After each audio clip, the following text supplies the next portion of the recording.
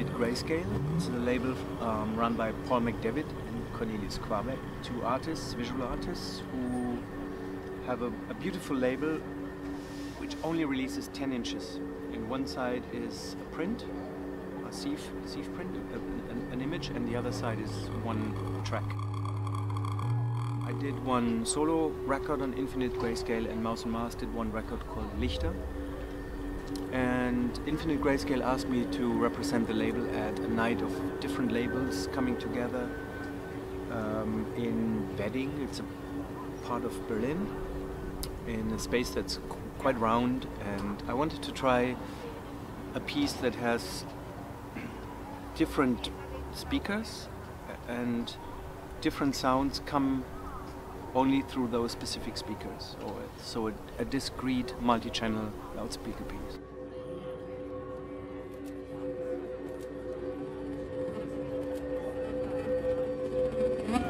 And then also added some harmonic sounds, and that became like a spatial composition.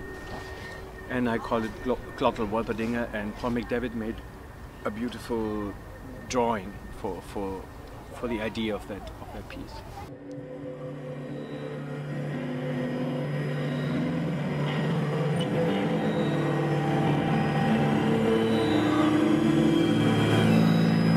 I started to talk to Documenta about a project with them, and we had all kinds of ideas, and the curator of Documenta is very interested in spatial setups, so sound that really works with the room and like works in a different way with composition and organization of sound in a room.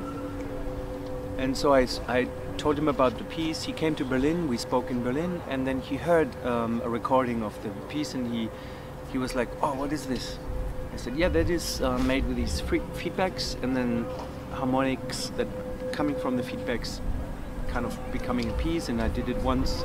He said, would you consider doing that for Documenta?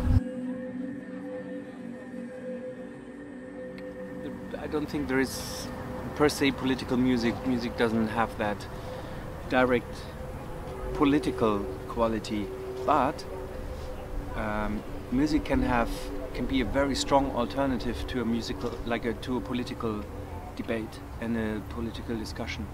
And I think the idea of anarchy is very close to music, and I think art, and that's what I hope to get from art, and especially music, is a real alternative of how to think about our environment, how to think about social issues and how we function as human beings within this world and with others.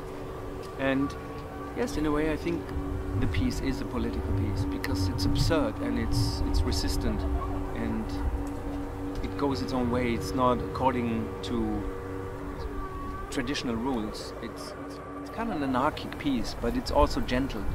It's not offensive. And yes, but it's not a piece that reacts to the concept of Documenta. I think the concept of Documenta is very strong. I think it's actually very good. I think this Documenta it's very strongly curated.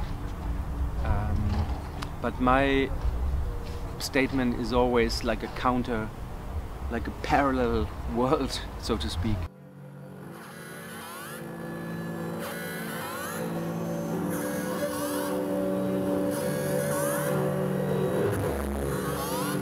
We all learn from each other.